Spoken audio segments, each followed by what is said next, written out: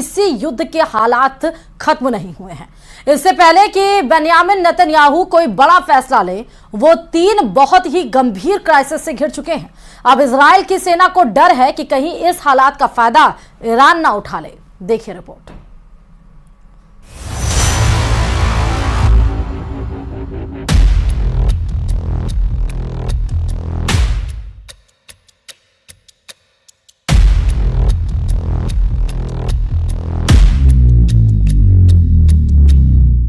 24 घंटों के अंदर इजरायल और ईरान की टक्कर में 3 बड़ी घटनाओं ने बेन्यामिन नेतन्याहू को पूरी तरह हिलाकर रख दिया है।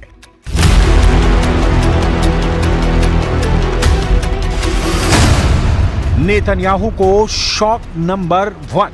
अमेरिका ने इजरायली सेना की एक स्पेशल यूनिट पर प्रतिबंध लगाने की तैयारी कर ली है। नेतन्याहू को शॉक नंबर 2। इजरायल की मिलिट्री इंटेलिजेंस के चीफ ने पद से इस्तीफा दे दिया है। नेतन्याहू को शॉक नंबर 3। ईरान के सुप्रीम लीडर अली खामनेई ने कहा है कि ईरान की मिसाइल पावर देखकर इजरायल खौफ में डूब चुका है। इस वक्त ईरान के इजरायल पर हमले और गाजा पर इजरायल की लगातार बमबारी के बीच नेतन्याहू की बहुत ही खतरनाक फोर्स इंटरनेशनल हेडलाइन बन चुकी है। पश्चिमी मीडिया देखिए, उनके अखबार देखिए, इजरायल की नेत्जा यहूदा बटालियन पर बाइडन प्रतिबंध लगाने जा रहे हैं। इस बटालियन पर आरोप है कि उसने फिलिस्तीनियों पर खूब जुल्म ढाए हैं। देखा जाए तो अमेरिका से आ रही ये खबरें बता रही हैं कि बहुत बड़े विवाद में घिर चुकी है इजरायल की नेत्जा यहूदा बटालियन। इस बटालियन पर वेस्ट बैंक में मानवाधिकार उल्लंघन का इल्जाम है। 1999 में बनाई गई बटालियन में सिर्फ पुरुष सैनिक हैं और वो भी अति रूढ़िवादी पुरुषों को इसमें लिया जाता है। नेत्जा यहूदा बटालियन पर लगे इल्जाम 7 अक्टूबर 2023 से पहले के हैं, लेकिन वेस्ट बैंक का दूसरा सच यह है कि 7 अक्टूबर के बाद से वहां 460 से ज्यादा लोगों की इजरायल की सैन्य कार्रवाई में मौत हो चुकी है।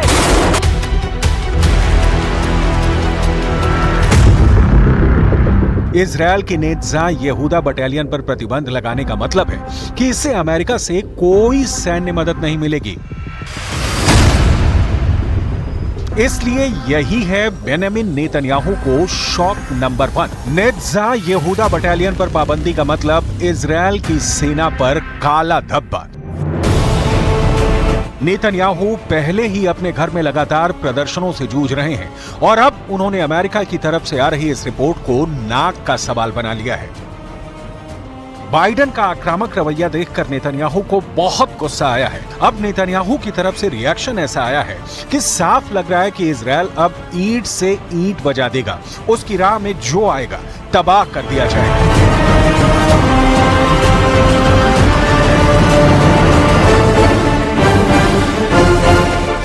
אני אגן בחירוף נפש על צה"ל, על הצבא שלנו ועל הלוחמים שלנו. אם מישהו חושב שהוא יוכל להטיל סנקציות על יחידה בצה"ל, अब देखिए, बेन्यामिन नेतन्याहू को शॉक नंबर 2। इजरायली सेना के इंटेलिजेंस चीफ एहरॉन हलीवा ने इस्तीफा दे दिया है। 7 अक्टूबर 2023 को हमास ने इजरायल पर हमला किया। पूरी दुनिया ने इजरायली टैंकों को जलते हुए देखा। 1000 से ज्यादा इजरायली नागरिकों और सैनिकों की मौत हुई। इसी के बाद से इजरायल में अंदरूनी कोहराम मचा था।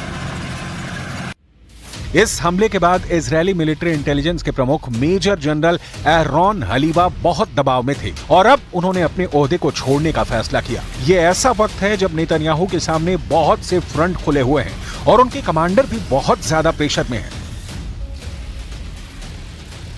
गाजा पर रोजाना नॉन स्टॉप बमबारी के बावजूद इजरायल अब तक हमास को खत्म कर पाने में नाकाम साबित हुआ है। गाजा में 34,000 से ज्यादा लोगों की जान जा चुकी है, लेकिन नेतन्याहू अब भी खाली हाथ है।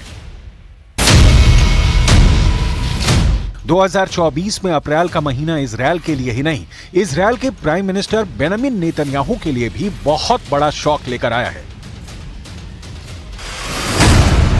अमेरिका इजरायल की मदद करने की बजाय उसकी सेना पर पाबंदी लगा रहा है। इजरायल की पब्लिक नेतन्याहू के खिलाफ सड़कों पर उतर चुकी है और इन सबके बीच ईरान से बड़े युद्ध का खतरा अब तक टला नहीं है।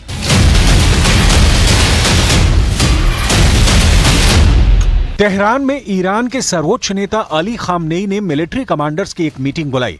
इसे ईरान की पावर स्टेटमेंट कहा जा रहा है, क्योंकि खामनेई ने इस मीटिंग में ऐसी बात कह दी है जिसे लेकर इजरायल के जवाबी हमले वाले दावों पर सवाल और तेज हो गए हैं।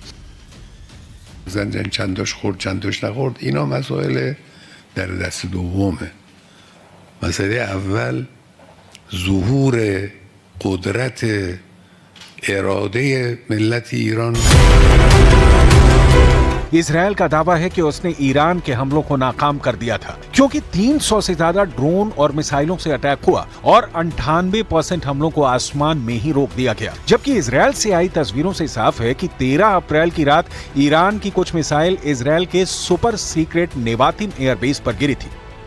इन मिसाइलों के साथ बड़े बम नेतन्याहू के साथ इजरायल की साख पर गिर रहे हैं। नेतन्याहू के कमांडर इस्तीफा दे रहे हैं। नेतन्याहू से इजरायल की पब्लिक पूछ रही है कि गाजा में बंधक बनाए हुए लोग कब आजाद होंगे। इजरायल से लगातार पूछा जा रहा है कि ईरान को कहां मारा, कैसे मारा, किससे मारा, कितनों को मारा, सबूत कहां है।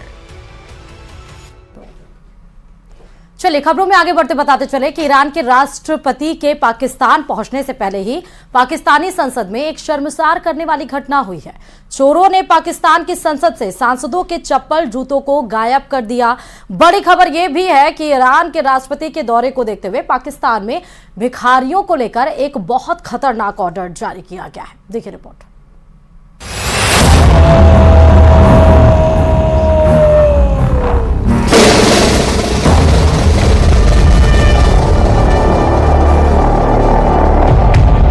ईरान के राष्ट्रपति इब्राहिम रईसी के पाकिस्तान दौरे के ठीक पहले पाकिस्तानी संसद परिसर में स्थित मस्जिद से 20 जोड़ी जूते चप्पलों पर डकैती पड़ गई।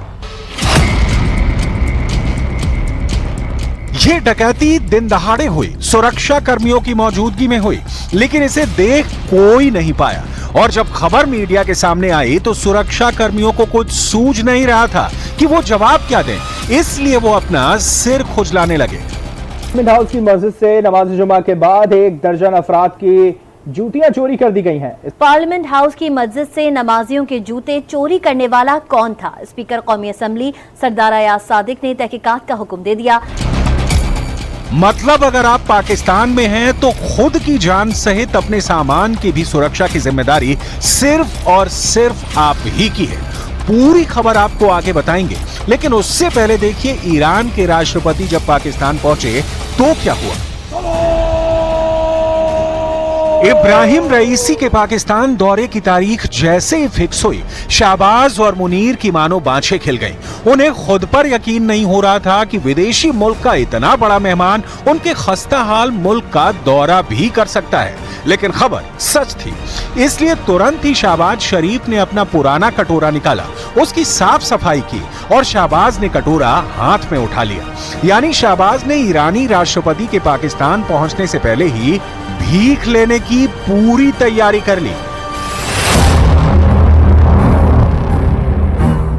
तो जनाब, शाहबाज और मुनीर ने कटोरा लेकर भीख मांगने की पूरी रिहर्सल कर ली थी। वैसे पुरानी कहावत भी है कि भीख मांगने के लिए भी वेश धारण करना पड़ता है। सो पाकिस्तान ने वही किया। ईरानी राष्ट्रपति का जहाज जैसे ही पाकिस्तान में लैंड हुआ, उनका ग्रैंड वेलकम हुआ। एयरपोर्ट पर रेड कारपेट वेलकम दिया गया। बात सिर्फ यहीं खत्म नहीं होती। पाक मीडिया की खबरों के मुताबिक इब्राहिम रईसी के वेलकम में पाकिस्तान इस कदर बिछ गया कि उनका कराची दौरे का कार्यक्रम बना तो पूरे कराची शहर को ही बंद कर दिया गया। शहबाज की सरकार और मुनीर की आर्मी ने इसकी कोई वजह नहीं बताई, लेकिन मीडिया के सूत्र बताते हैं कि यह फैसला कराची के भिखारियों की वजह से लिया गया, ताकि इब्राहिम के सामने मुल्क की साफ सुथरी इमेज को पेश किया जा सके। एक आंकड़े के मुताबिक पाकिस्तान में भीख मांगना कोई शर्म की बात नहीं रही, बल्कि बाकायदा ये अब एक प्रोफेशन बन गया है। खैर, इसकी बात आगे करेंगे।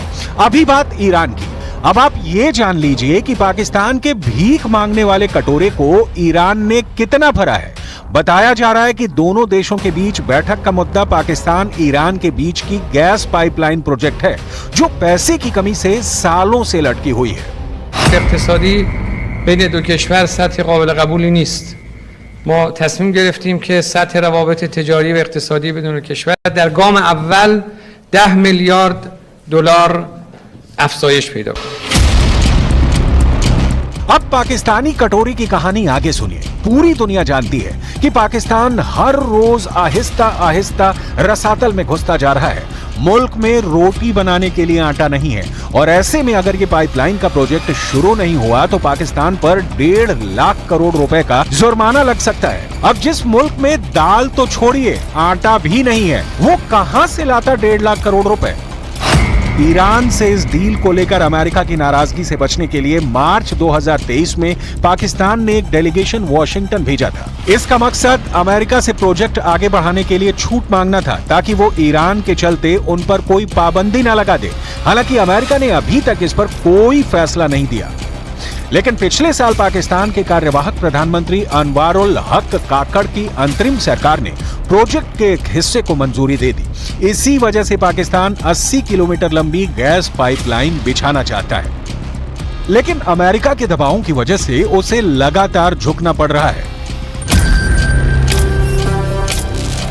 पाकिस्तान की हालत को समझने के लिए इस खबर पर भी गौर कीजिए। पाकिस्तान में नई सरकार के गठन के बाद ही पाकिस्तान के वजीर आला साहब शी जिनपिंग के मुल्क जाने की तैयारी में थे, लेकिन चाह कर भी शाहबाज का चीन दौरा अब तक नहीं हो पाया, क्योंकि पाकिस्तान इंटरनेशनल एयरलाइंस की हालत ठीक नहीं है।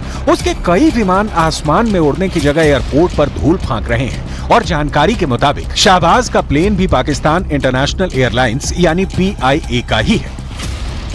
अब पाकिस्तानी संसद परिसर से गायब हुए जूते चप्पलों की खबर भी जान लीजिए। संसद में हुई ऐसी घटना पर स्पीकर ने जांच के आदेश दिए हैं। संयुक्त सचिव प्रशासन और सार्जेंट एट आर्म्स स्तर के अधिकारियों को घटना की जांच करने का काम सौंपा गया है और CCTV फुटेज की निगरानी के माध्यम से अपराधियों की पहचान करने के प्रयास जारी है। चलिए चीन से आपको खबर बता दें, जहां के लिए ये बुरी खबर है, क्योंकि पाकिस्तान की तरह चीन में भी अर्थव्यवस्था पूरी तरह से हिल चुकी है। प्रॉपर्टी बाजार से लेकर सब्जी मंडी तक चीन की हालत पस्त है। सब